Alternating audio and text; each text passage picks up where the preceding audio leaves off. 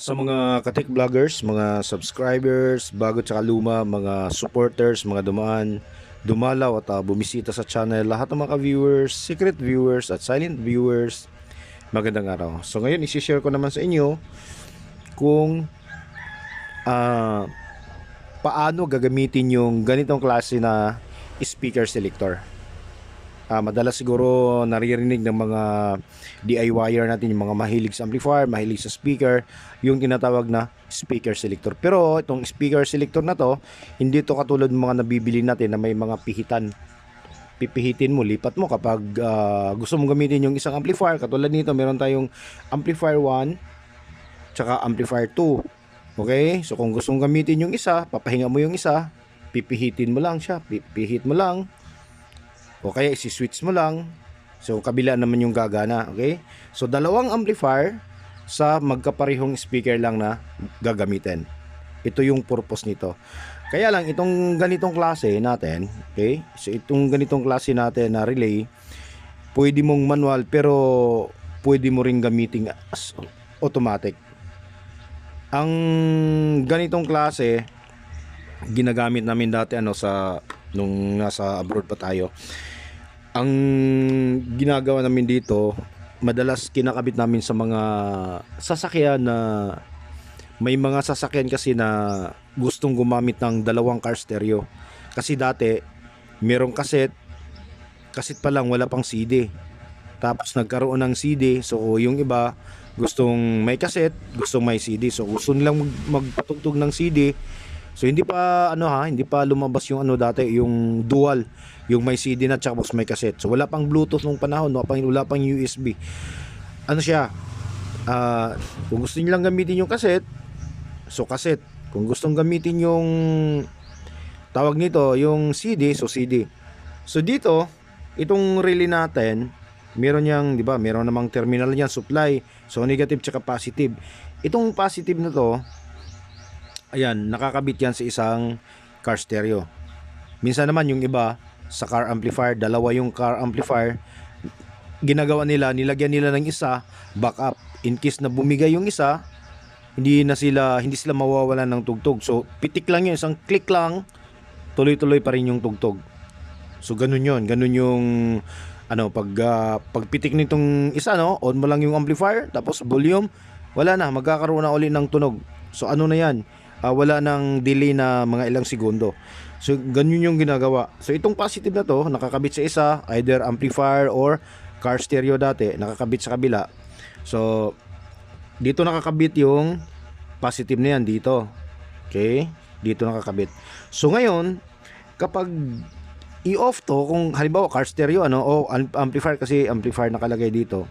Halimbawa gusto niyang ipahinga to, pag off niya ng power dito, okay, mawawala yung supply dito sa relay. Pag wala yung supply ng relay, automatic itong amplifier na to, okay, ito yung tutunog para dito. So yung connection dito madi-disable. Yung connection ng speaker out niya galing sa amplifier na to, mawawala. Ay kung titingnan natin ng maigi, so galing dito itong amplifier 1 na yan. So lahat ng 2 channel, so left and right, so lahat ng connection dyan ay nakakonekta yan sa dito. Okay, kasi yung ginagamit natin dito na relay ay yung tinatawag na 4-pole double throw. So ito yung pole niya, 1, 2, 3, 4. Tapos ito naman yung throw niya. Okay, so ito yung normally close, ito naman yung normally open. So sa wala pang kapag wala pang supply yan, naka-normally close yan, naka-contact dito sa kabila. Kaya ito, ayan, naka-contact yan. Ayan, lahat dito sa kabila nakakabit sa normally close. Ayan. Okay? Tapos dito naman sa kabila, nakakabit sa normally sa open, sa normally open dito. So ngayon, pag nagkaroon ng supply to, itong switch na to, lilipat dito sa kabila. Yan, lilipat dito sa kabila, lilipat sa kabila, lilipat dito. So ito ngayon yung gagana. So kapag nawala ng supply to, ito naman yung isang amplifier naman yung tutunog. Ayan. So ayan yung kanilang mga speaker. So speaker left, speaker right.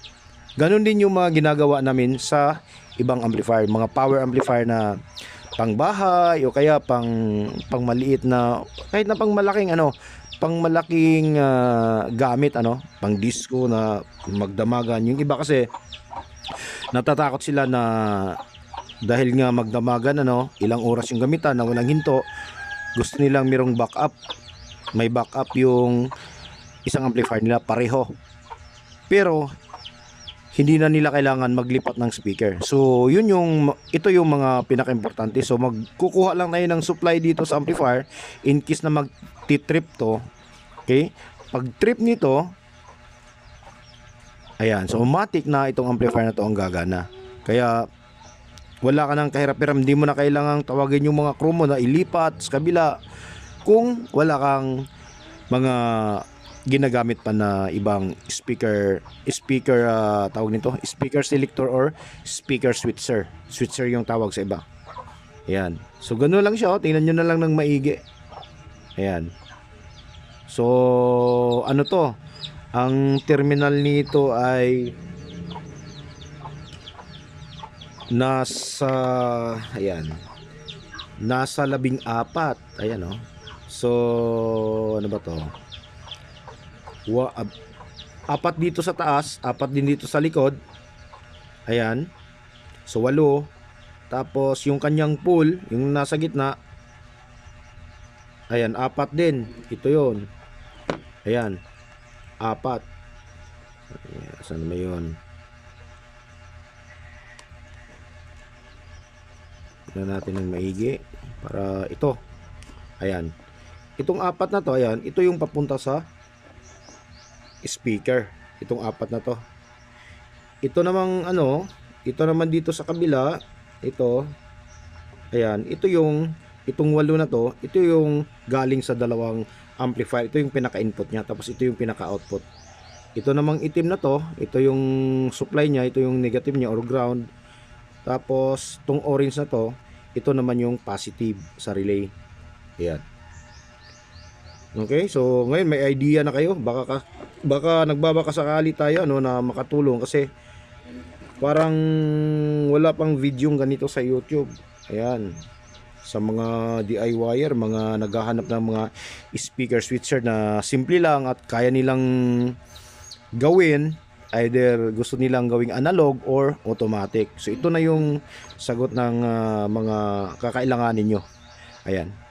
Okay, so ulitin ko, yung ginagamit natin dito ay 4-pole double throw na relay. So nasa sa inyo na kung ilang voltahe ba yung gagamitin nyo, 12, 24.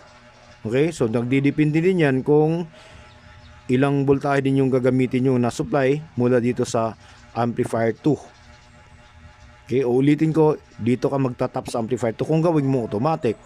So pwede mo namang relay, tapos lagay mo sa isang box, tapos switch na lang, lalagyan mo ng supply. Ayan, so pwede din yun para hindi ka na magtatap-tap dito.